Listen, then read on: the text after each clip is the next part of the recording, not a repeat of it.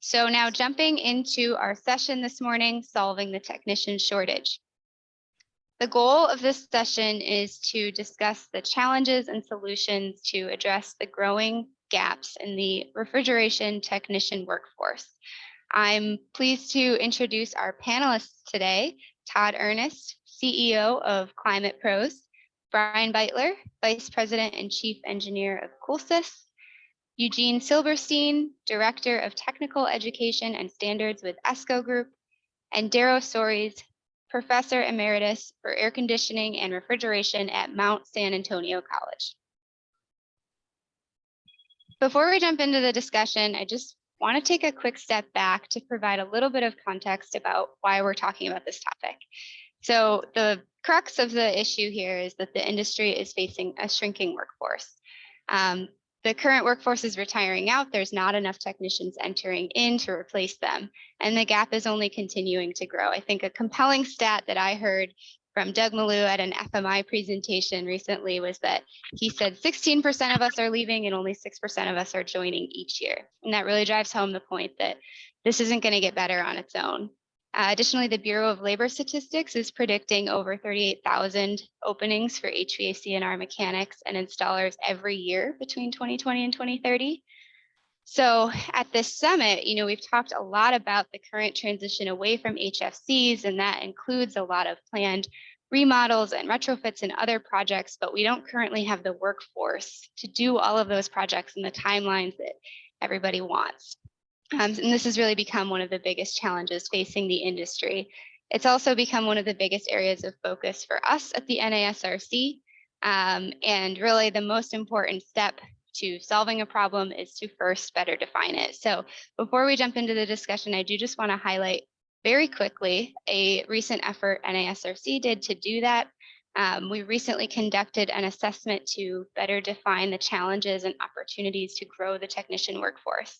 And that assessment included interviews with service contractors representing over 5,000 employees, retailers with in-house technicians representing 3,500 plus locations, and training directors and faculty representing 37 school programs. We also collected surveys, over 100 surveys, from technicians and service managers, HR departments at service contractor companies, and school training programs. And you may have caught Danielle's presentation of our findings at FMI last month, but if not, we will be publishing a report of findings soon. We're happy to discuss the results with anyone in the meantime, as well as collect any feedback on the regional recruitment program that we plan to build. So welcome any feedback, but for today, I'd really like to focus on hearing from the folks that are dealing with this issue on a daily basis. So with that, I'm going to go ahead and jump into our panel discussion for the day. And I'd like to start by translating some of the data that I just went over into real life experiences. So Todd, I'm going to start with you. And I would love to just hear a little bit about how the gap that I just talked about compares to your experience and how the technician shortage is impacting your operations as a contractor. Yeah, thanks, Morgan. I appreciate it. And thanks for having us here on the panel. We consider this a topic that's near and dear to our hearts, as it's the only way we can work together to figure out a solution for our industry. And it's such a big problem that, everybody's got to be involved, right? It can't just be one company or one group. Everybody's got to take a part, and there's such a big gap. It's going to require a small army to try to reverse that gap and turn it all around, right? But it's overall, I would say, it's been very difficult from the sense that there are some challenges to our industry in the sense that it's a very demanding workforce. The brain power, the intellect of the technician needs to be pretty sophisticated in order to do a good job in the industry and be successful. And so on top of that, though, when you tie in with the amount of hours and the time spent, it creates a very hard bargain to recruit people and to bring people into the organization. And we've been finding that going into other industries and basically trying to trick them into thinking this is their best option, right? And get them over to come work for us, and hopefully show them a great place to be, and a career path opportunity where you can do really well. But it's hard. There's no doubt it's hard. There's I think with the COVID flu that we've had, just everything that stemmed out of that, with people really reevaluating their life choices, right? There's been a huge, we've all experienced it, the workforce shortage. And when people are choosing, do I want to work all summer long and not see my family when my kids are home and out of school, versus go do something else, right? And we've experienced it where we've lost great technicians, not to competitors, but to other industries, just completely vacating the HVACR industry. And it's a shame, but I see it. Yeah. So in your opinion, are the hours, is what I'm hearing, the hours and the demand for time kind of the biggest challenge that you see with this career path? Yeah, for sure. I mean, in our industry, like, look, it's a great thing. And I think one of the cool parts about our industry is, like, we keep the food cold, right? I mean, we help feed America through our resources and our efforts to driving responsibility of keeping the food cold and safe for people to eat. And that's a great mission to stand behind. And that's the way we look at it. But at the end of the day, to service and maintain some of these sites that have aged out, and the equipment's getting older, and the funds aren't available to upgrade them or bring them up to kind of newer specs, it just creates more maintenance problems and more issues. And of course, it always happens at night and on weekends, right? So that's when majority of the problems happen. And so it drives a lot. I was just in Cleveland in one of our offices up there this week, and I was speaking to a technician. He's 55 years old, and he's been with us for, I think, 8 years, and loves the industry, loves the company, all these things. But he's like, man, I'm tired. He's like, it's fall and I'm working 60 hours a week. He's like, I'm tired. And he was expressing how he just felt like there might be other better options out there, but he doesn't necessarily know what to do, right? It's like he loves the industry, but he's tired. Yeah, no, that's a really great demonstration. A couple of things that just came in on the chat, of course, are the travel time can be really exhausting, and that refrigeration can't wait until Monday. Sometimes HVAC can. So those are two really great points. Bryan, what about you? How does what Todd just alluded to compare to your experience? Yeah, I think very similar. I think because of the gap in our manpower between needs and what we can staff for, it's made us have to work really harder to manage our capacity. We can't, you can't overextend yourself. You have to be careful not to take on more work than what you can actually produce. It's accelerated what we could hire another 25% technicians today if we could find them, but we can't. So we have to figure out ways in working with the educational side of our industry to bring more people in sooner. We've got to develop mentoring programs that get them the exposure and the experience, and the between ride-alongs and internships and so forth. We have to use every resource we can to develop the entry-level technicians into ones that can step into the more technical aspects of what we do. It's a challenge, as Todd said. It's an industry challenge. We all have to be part of the solution. It's not going to be a short-term solution. 5 years, 10 years, don't know. It's how do we get at the folks that are potential technicians and get them into our trade, which is somewhat secretive around. You don't find it in a high school VOTEC program ever, except now in Florida. We're pleased to hear that it's happening there, but it has to come out from behind the kimono. It's a great opportunity to be the person who saves the day.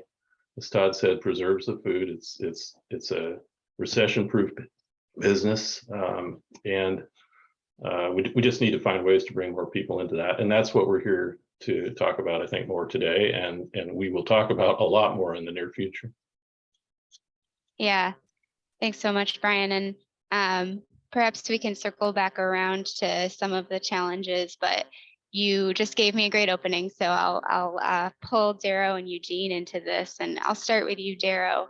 Bryan brings up a good point about getting more students into HVAC in our school programs in general, kind of being one of the first barriers to getting technicians into the commercial refrigeration industry. What gaps are you seeing to get students into these programs? What's your experience so far with filling your own program as a professor? Well, at the community college, we don't have a problem with enrollment. We have a problem with attracting the right students. And really, it should begin earlier than the community college. It should begin in junior high and high school. And from there, it starts with the parents. And so if we can reach the parents either through job fairs, an organized effort through job fairs, or through the online learning platforms that all students are now entering to explore careers, and help develop that content where it shows what an HVAC technician looks like, not so much on the job, but at home, buying a home, putting their kids through college, buying the things that they need. And we can help do that. So, and then the other thing is we have to come up with a better slogan for our trade too. I loved what Todd said about "We feed America." Okay, now that's something that we can carry through to the family. Also, we protect the environment because that's what the NASRC is doing, or we care about climate. So those are the things that are now going to appeal to families in order to influence their kids to go into the trades. Thanks, Darrow. Yeah, that's a great point. And are you aware of any tools or resources that can help reach that younger audience to make them more aware of our industry? Well, I think, these online learning platforms that all schools are now using, Gladio LA in Los Angeles. Mount SAC has its own called Mountie Career Source. There's another one that's been around for a long time in Southern California called LA Works. And there are clearinghouses that just develop the online content for video. And then what these online platforms do is they test students for their, for what their skills are and what industry they should go into, whether it's showbiz or whether it's science or whether it's going into the trades, air conditioning and refrigeration.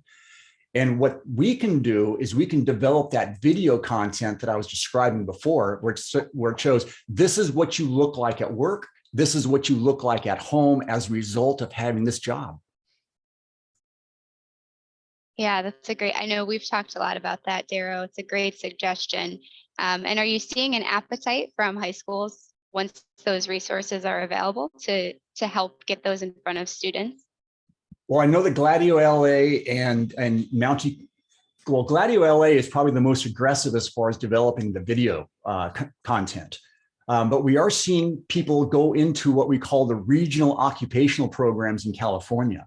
So there does seem to be a resurgence in air conditioning, refrigeration, plumbing, electrical, because we know that they lead to jobs and they don't lead to college debt. And so we are seeing that young people are interested in that, and they're going out the other end and they're getting jobs right out of the regional occupational programs. Yeah, that's a great point. Eugene, I'd love to pull you in here as well, hear your perspective on why more young people maybe aren't choosing this vocation, or any models you've seen that could help improve that or are helping to improve that. Absolutely. Thanks, Morgan. But yeah, our industry is, and it was mentioned by my colleagues, is one of the best kept secrets in the world. HVAC equipment is hidden for the most part in walls and ceilings. Refrigeration equipment, you see cold food. Todd mentioned we feed America. Yeah, we keep food cold. We keep product cold. We keep product at the right temperature. But we don't really see the equipment. We don't get to see the nuts and bolts of what goes on. So compare us to the automotive industry, for example. Cars are cool. Everybody, they're in junior high school. Everybody wants a car. Everybody wants to learn how to fix cars. So if you look at VOTEC programs, let's say in the automotive industry, they typically have a lot more student enrollment than the HVAC program. And a lot of it stems from not knowing what HVAC is. I mean, the Bureau of Labor Statistics classifies HVACR workers as unskilled labor. But the truth of the matter is we do plumbing, electrical, we do carpentry, we do welding, we do masonry, we do everything. And we don't get the due that we are due. And it's really a challenge. And at ESCO, we work with well over 1,000 schools across the country, and we see a lot of the recruitment literature that the HVAC-R programs have, and they're geared toward males. So yes, we have people that aren't choosing careers in heating, ventilation, air conditioning, and refrigeration. And a lot of the people who aren't choosing these careers are females because they look at the recruitment literature and they say, oh, this isn't for me. This is only for guys. So, we're fighting ourselves because we need to get people into our programs, but we're really only recruiting from 50% of the population. And just, one quick thought. I mean, COVID was a perfect opportunity for our industry to say how important we are. We mentioned Bureau of Labor Statistics. They track over 700 careers. During COVID, 17 of them were deemed essential. Our industry was one of them. And every day on the news, you heard about hospitals not having enough negative pressure rooms to prevent the spread of viruses. Who maintains those negative pressure rooms? We do. You heard about the refrigeration requirements for vaccine storage and transport. Well, whose responsibility is that? That's ours. When we all got knocked out of our jobs and we couldn't go to work and we were forced to use platforms such as, as this one to get together, well, a platform such as Zoom requires large computers in computer rooms that need to be kept cool. Who does that? We do. So there's really a lot of untapped information, and a lot of it stems from the guidance counselors who think that HVACR is shop class, that it's dirty. And Todd mentioned about the parents. We really need to get the parents involved, but we need to educate them as well so they understand what it is that we do. So yeah, there's definitely a problem getting people into the industry, but a lot of that problem comes from us. We've created a lot of that. Yeah, that's a great point, Eugene. And I know you and Darrow both mentioned the need to get parents to be more supportive. And Darrow, you mentioned some great tools to help attract more students at the high school age. Are either of you aware of any tools or models that have successfully gotten more support from parents for their kids to get involved in this trade? Well, parents are very curious, about occupations and the direction that their kids are going to take. I mentioned the regional occupational programs, the ROPs in California. They almost always have career days, not necessarily to bring students in, but to appeal to the parents. Now, one in particular is Baldy View ROP. And every year they have a parent career fair just to interest parents into careers for their kids. Now, there's a lot of competition at those places because you're dealing with the Army, Navy, and you're dealing with, all kinds, Hollywood and stuff like that. And then here we are with our tools and our expansion valves. But what we need to be doing is sort of promoting more about what we do with the environment and also feeding America. And I think that would be sort of the tag that parents would be interested in following for their kids. So it's the regional occupational programs, and I can give you the names of that's Riverside County, Baldy View, Orange County, and Los Angeles County. They all have ROPs that we should be involved with at the younger level. That's a great suggestion, Darrow. Eugene, were you going to add something? Yeah, I was just going to mention, and that's on a more formalized level. And it was mentioned, recruitment into the HVAC industry really needs to start earlier than high school. And for example, I had the opportunity to write, direct, and teach my own HVAC program on Eastern Long Island in New York. And I started this event called the Tech Divas Conference. And it was opened to only 8th grade young women and their parents. And we brought them into the college, and we had people from industry talk about what HVAC is, what HVAC people do. And these young women, they had their parents with them. They got to see our labs. They had to, once we had the presentations, they got to go into the lab. They had to measure a piece of copper tubing. They had to cut it using a tubing cutter. They had to flare one end, swedge one end. The swedged end, they got to compress in a vise. They drilled it. Then they took one of my business cards. They laminated it, punched a hole, took a key ring, and they went home with a key ring that they made from copper tubing. And the first year I did that was in 2003. And 4 years later, I had 3 women, 3 young ladies signed up for my HVAC program, and 2 of them came to class the first day with their key rings. So we really do need to plant these seeds early. Sometimes, we'll have differing opinions on this, but sometimes high school is too late. A lot of these young people, when they already go to high school, they already have their sights set on what they want to be when they grow up. So we actually ran that Tech Divas conference for a number of years, and we have increased the number of young ladies in the program, significantly, and they go on to be really, really successful. We have one, again, I retired from that program back in 2015, but, one of the program graduates went on to become one of the top techs at one of New York City's largest HVAC contractors. And it's really, really important that we open the doors. And, like Darrow mentioned, the ROP programs mean that it's big. It's big out here in California. And if I could just That's piggyback fantastic. on what Eugene was saying, another source is the system called College for Kids. Almost every community college has it through continuing education.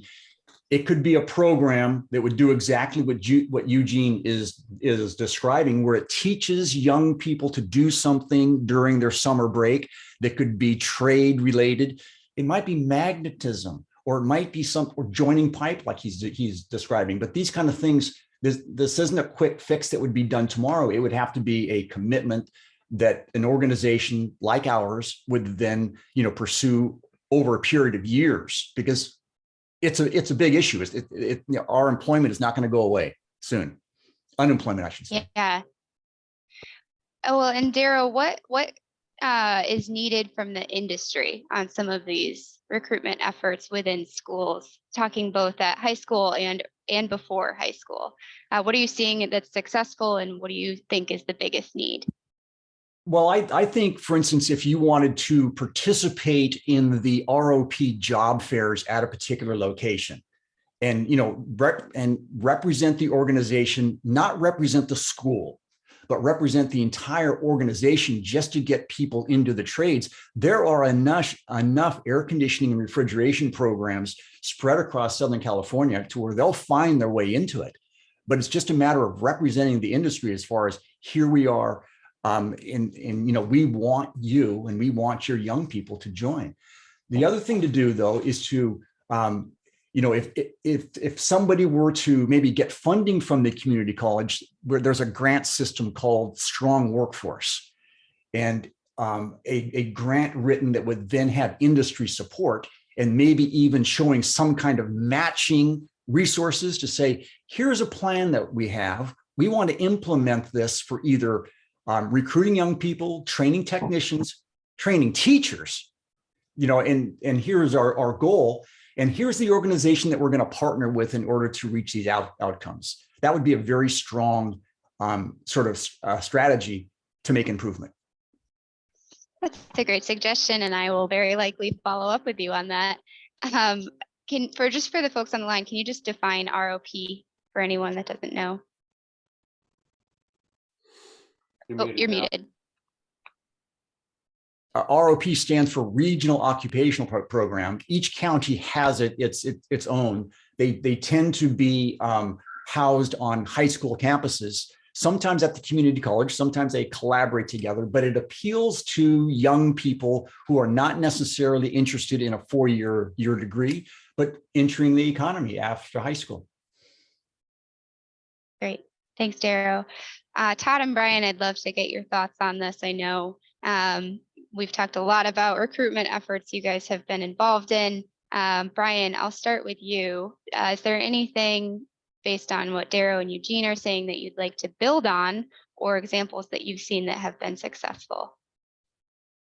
Yeah, no, it's thanks, Morgan. It's good starting point there. I mean, and Darrow mentioned it. We have educators that we want to make sure are in tune with our industry's needs and new technologies and things that have surfaced today that we have to deal with, new methods, new refrigerants, that sort of thing. So from a perspective of educating the students properly, we need to do our part, certainly as contractors, manufacturers, those that are dealing with the new technologies, to make sure the educators are on board with the types of systems and knowledge that needs to be brought down to the students. And what does that mean? Let's get into a machine room or a classroom or some sort of a setting where we can educate the educators. And we're telling the HVAC and our tech school community that we need students to join our technician force that have CO2, propane, other experiences and new technologies. Let's stop. Let's make sure the educators are up to speed on that, and that we bring them in on a hands-on perspective and make sure we support them to start with. Thanks, Bryan. What about you, Todd? Anything you'd like to add to that? Yeah, I think there's a difference, right, between the HVAC world and market refrigeration, which I think is the core of what we're kind of talking to, especially at least me and Bryan. That's our bailiwick here. And there's a lot of schools out there, trade schools, that do the HVAC program. And there's even a lot that will do I'll call it in air quotes, refrigeration program. But and I'm not saying there's not any out there, but there's a very limited supply of programs that teach what we do as refrigeration supermarket technicians, right? And we've gone so far as to building our own training system with what we call Concourse University, and really trying to take those guys that have that HVAC knowledge or even no knowledge at all, and then take them to the next level. You've got to do that internally. There's just not enough resources out there, and for us at least. And I'm hoping that through this process and everything we're doing here, like this call today, we build that awareness to get more of those programs out there. We've had conversations, we're a union contractor for the most part, and even a lot of the unions don't specifically teach on market refrigeration, because also when you look at the HVAC industry in comparison to market refrigeration, it's like we're this big and HVAC is this big, right? So it's not as financially attractive to a lot of these schools because there's just not as much output potential for them, and it creates a bigger gap. And that's where we as contractors feel we have to invest in our own programs, because it's the only way to be able to scale them up and stay laser focused on the things that they need to know. But then of course we run into the challenges where, depending on the customer you serve, not every refrigeration is the same. I would almost say there are no two refrigerations the same, refrigeration systems that are the same, because engineers love to, they're creative and they want to think about how can we make things better. And so from one job to the next, they're trying to make them better, and maybe sometimes more complicated. But hey, we love that too as technicians. So it's really finding those people, getting them excited about what we do is the core of it, I believe. Creating that big opportunity. We've got to pay them more too. I mean, having a great wage and benefit program.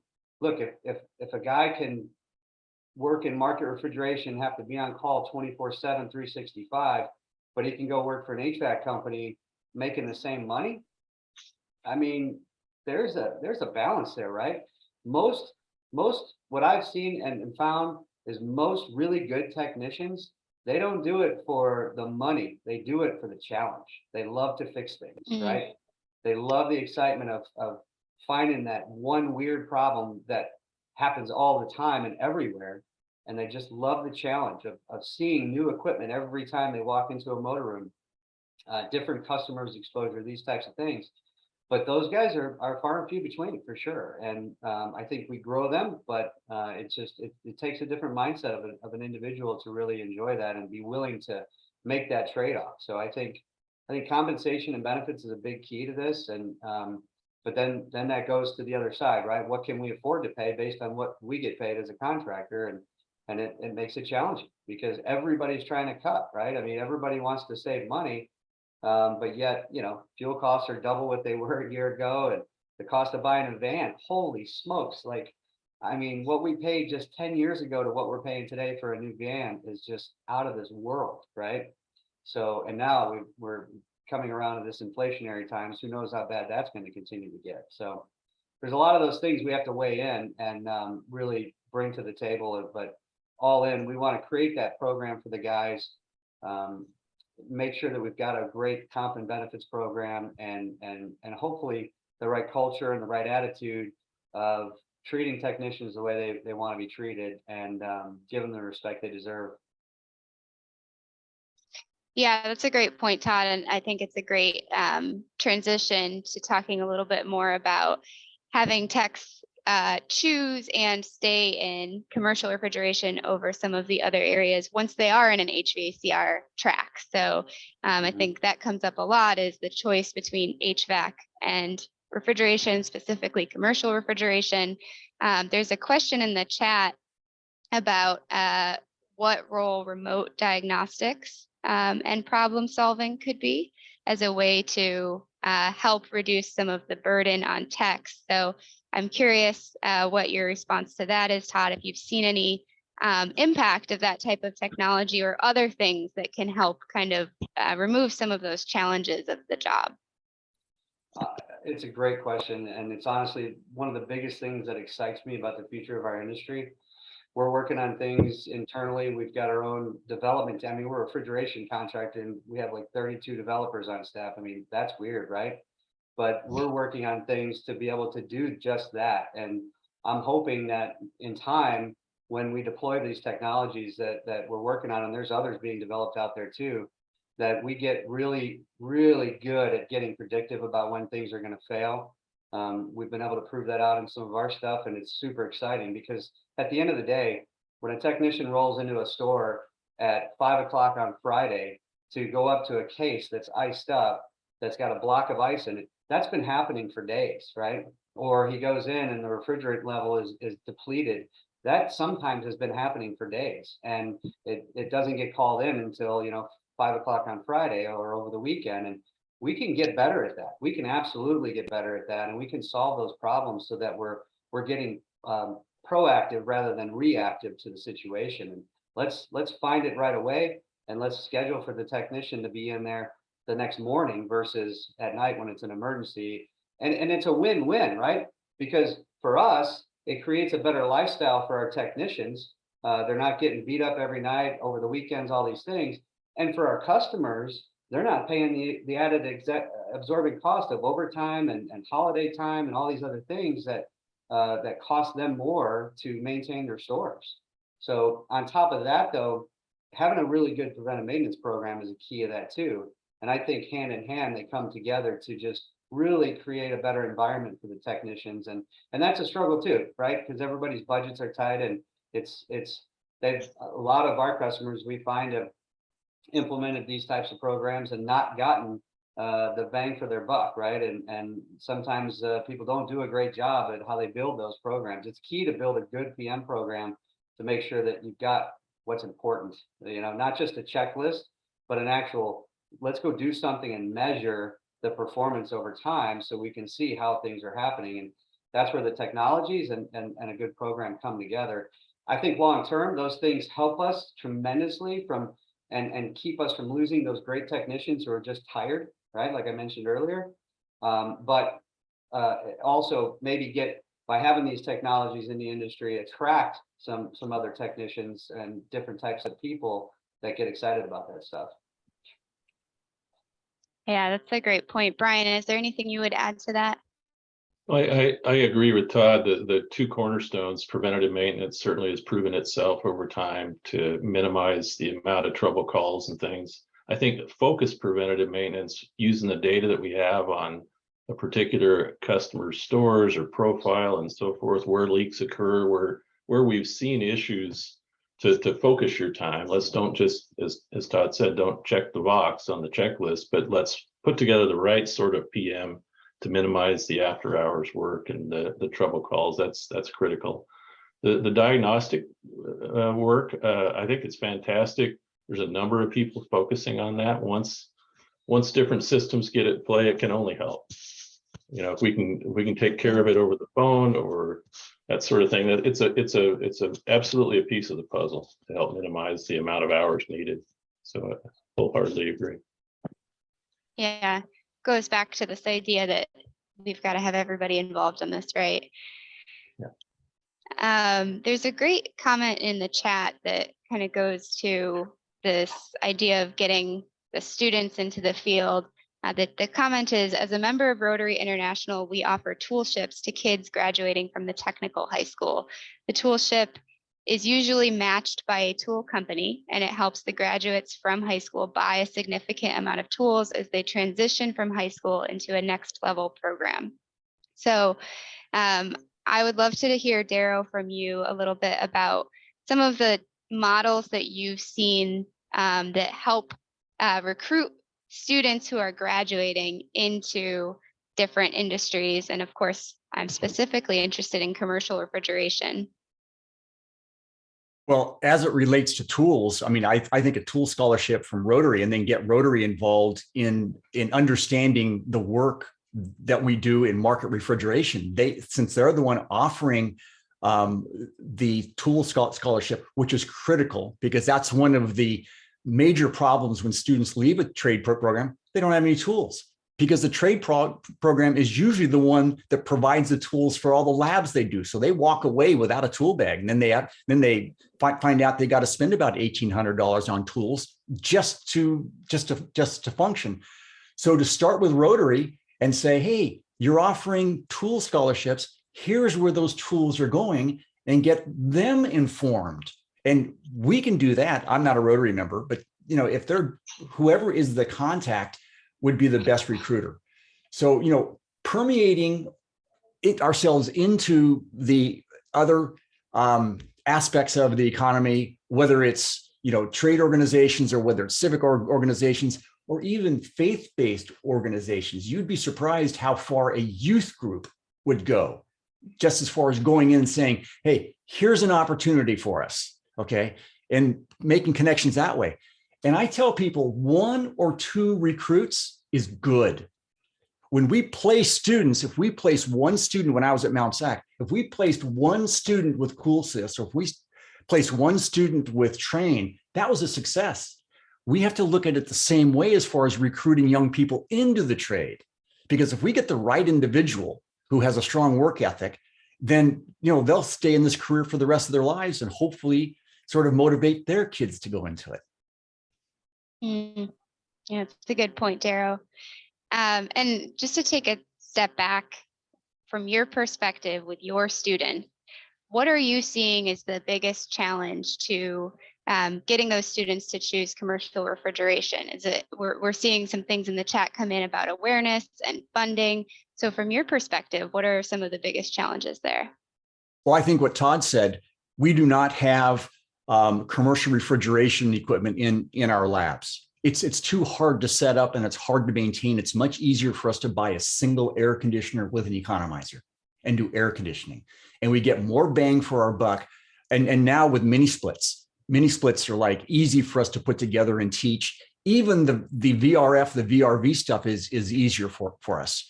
And so that's why we might consider, you know, pairing up with a company that maybe has a training facility. And we can then offer units, not just in California, but anywhere. I think refrigeration companies with their own training facility, you know, could be a good partner to at least expose students to that side of the industry. Yeah, that's a great point. And I know you and I have had conversations about apprenticeships and learn and earn models as a way also to kind of bridge that gap and get experience on some of that equipment. Do you see a lot of that in the industry right now? Work-based learning is very difficult to organize. because especially students at the community college are almost all part-time students. They're balancing jobs, they're working in a warehouse, or they're doing something else. So to get them onto a job site that meets the schedule of the organization, like you got to show up at 6 and you're done by 2:30, Monday through Friday, not based upon your schedule, like Mondays between this time and Fridays between another time.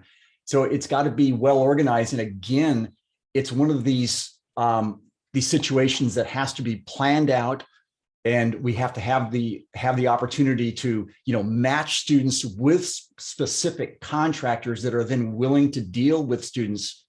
Because come on, it's tough, man, to place a student with a technician that's efficient. It slows that technician down, and it's very expensive. So it's a huge commitment on the contractor to take on a work-based learning student.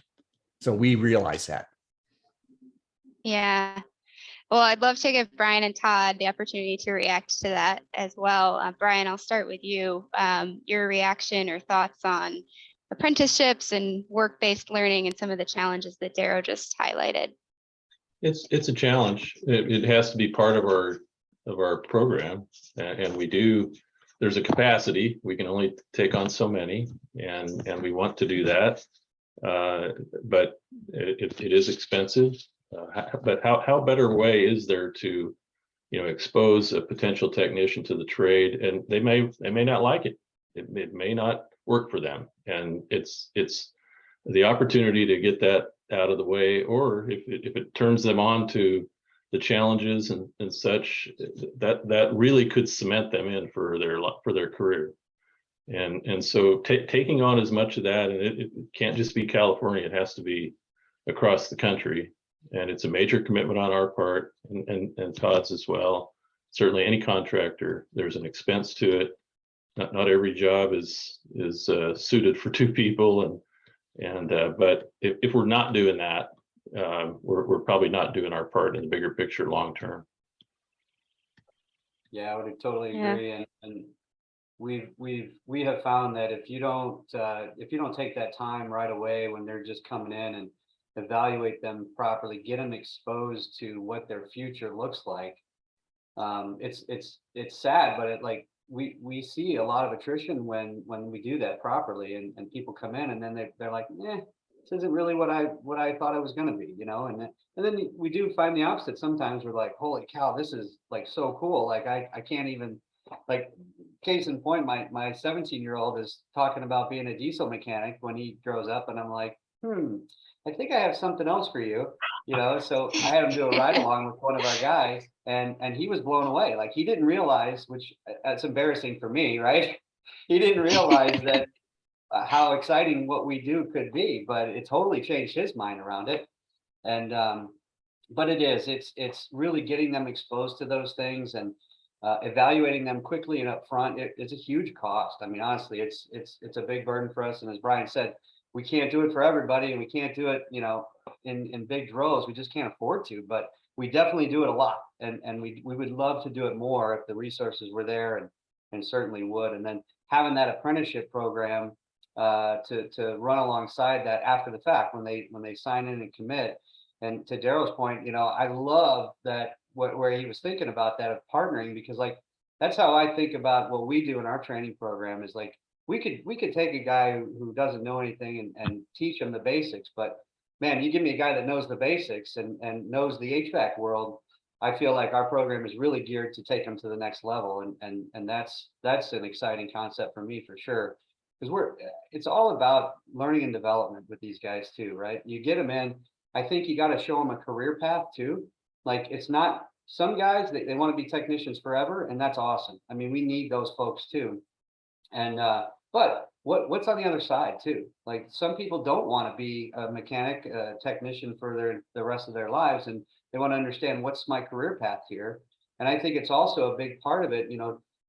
A service manager, for example, or a leader of technicians in today's world looks nothing like it did even 10 years ago. I mean, it's not even close, with the amount of added items that we have to do to satisfy our customers' needs, from documentation, software entries, all these things.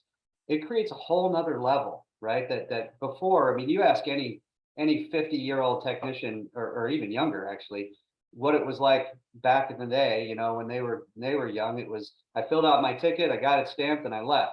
Today, it's like I fill out a ticket on my pad, I enter 3 different websites to enter information, and I got to keep track of my refrigerant and my tanks and all these things. And it's just like a lot of the old timers, I mean, that drives the attrition too, because a lot of the old timers, they just throw up their hands and like, I just want to fix things. I don't want to do that.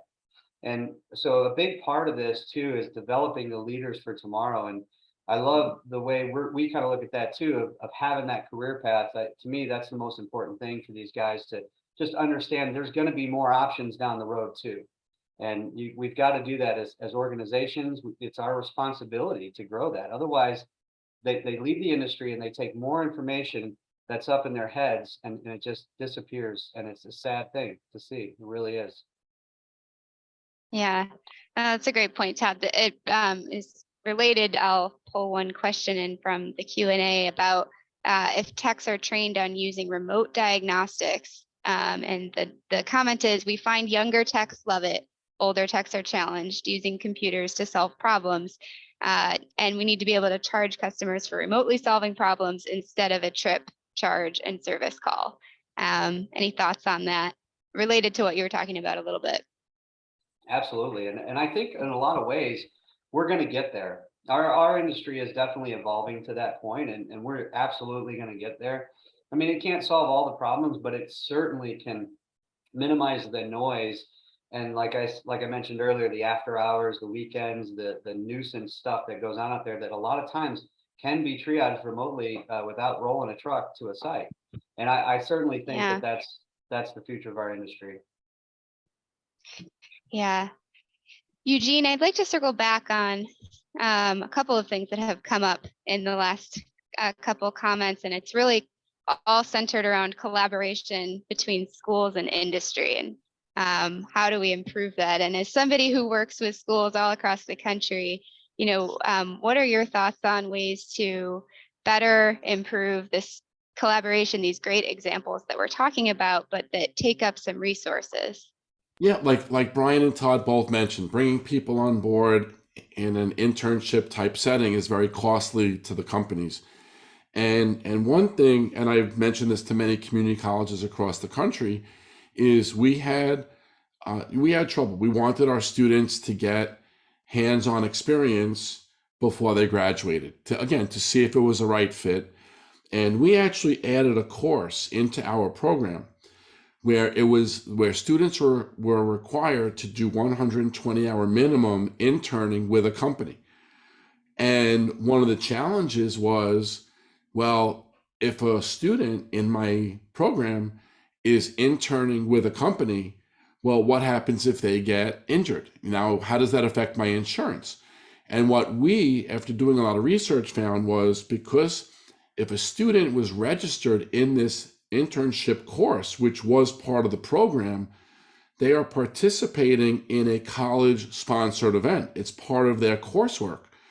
So what was really, really neat was we could have a prospective employer take on an intern, and they were able to, the only thing they couldn't do was drive in the truck. So they would meet the workers at the job. They were able to do work. They were able to help out. And in the unlikely situation where somebody got hurt, it was all covered by the college. And we had a very strict matching program where students had to determine what they wanted to do, and employers were required to let us know exactly what they wanted in a potential employer or an intern. And more often than not, these 120-hour internships resulted in an offer of employment. And if it didn't work, the employer would call me up and say, Eugene, this guy is not working out. Can you send me somebody else? And if an employer or a technician of an employer was exhibiting less than best industry practices, let's say blowing a refrigerant charge, and we caught wind of it, then that employer no longer was able to get any of our interns. And just the same way, and it worked the other way too. So it's really, really important to get our students out there, but also to help alleviate some of the challenges and costs associated with having somebody tagging along with a technician. Because Bryan and Todd both mentioned having a student with them is costly. It actually slows the tech down because they're trying to teach a little bit. And that's great. But so we do what we can do to try and help avoid that. Todd brought up a point earlier, and I just want to touch on it, about the importance of refrigeration specific training. And the vast majority of people working in our industry learned this industry from other people in the industry. The majority of people don't have formal training in HVACR. So they're out there learning things, learning how to do things from people that they themselves learned by watching other people do it. So there are programs across the country, there are a lot of them, but still a lot more people are getting into our industry without formal training. Well, where does the HVACR industry, where do the schools get their instructors from? Typically from the field. So now we have somebody standing in front of a classroom teaching a subject. Now, a lot of our teachers have no formal training on how to teach. So they're standing in front of a room teaching something without formal training on how to teach, teaching a subject that they themselves were not formally trained on. So it's far easier, as Darrow mentioned, it's far easier to teach the air conditioning side of the industry. Number one, because of the equipment, the cost involved, and performing a successful refrigeration call takes a lot longer than performing an air conditioning call. If you're working on an air conditioning system and you get your appropriate temperature difference across your supply and return, you run, you're good, you write the bill, you go. With refrigeration, as Todd mentioned, there's a lot of waiting time involved. Defrosting coils and waiting for the box to pull down to see if the pressure control is going to open at the right point, because we're controlling a lot of these refrigeration systems by pressure, not temperature. So now we actually have to run the system, and it might take a day for the system to pull down. So there's a lot of challenges involved in teaching refrigeration. Number one, because of the money, the time, the equipment, but also the experience and expertise level of those who are supposed to be teaching it.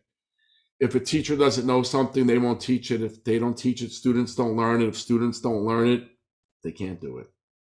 So yeah, it's a multi-edged sword on this one. Yeah, no, that's a great point, Eugene. And I know you offer some resources on this, but any resources you would highlight or strategies to help train the instructors and get them up to speed on commercial refrigeration? Yeah, and you know what? A lot of the manufacturers offer training on their equipment. You'll see a lot, and all it takes is a student.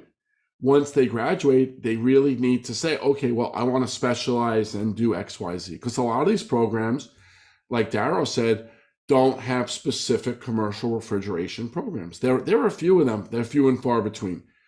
But as Todd mentioned, every manufacturer has their own idiosyncrasies. They add their own things, their own controls, their own proprietary controls and control systems.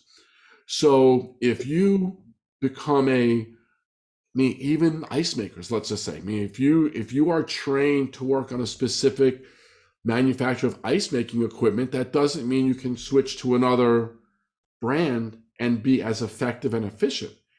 So it really, really is a tough nut to crack when you want to become a well-rounded commercial refrigeration tech, because you're not going to get all of the information you need in one place. So the manufacturers offer great resources, and hats off to Todd and Bryan. I mean, they took it upon themselves to say, listen, we're not seeing what we need out there, so we're creating it ourselves. And that's big. Yeah, absolutely. And it points to one of the comments in the chat related to tool funding, one other note that was made was that many of the manufacturers have tool discounts for students. So just something to note here.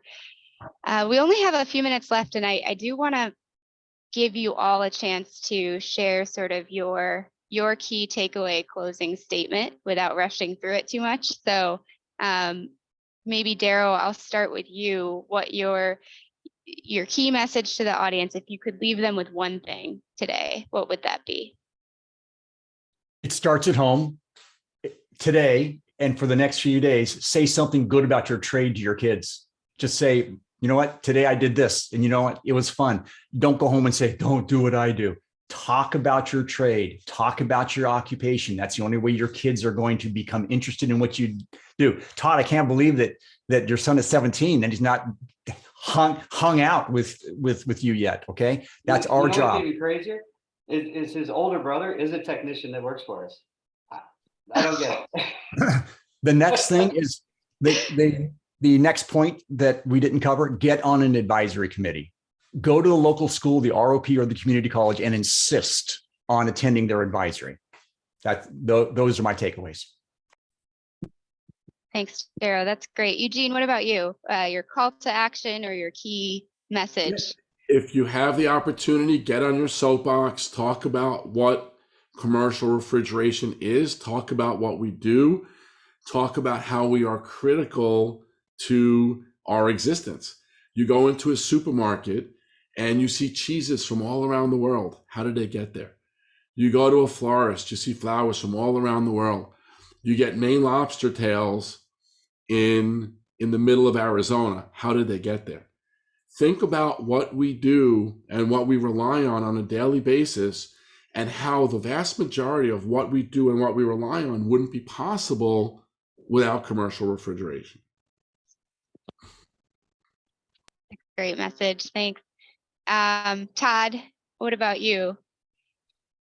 Yeah, I mean, overall, it's spread the word. I mean, we have to get more people involved in this. The people on this call, all of the attendees included, aren't enough, right?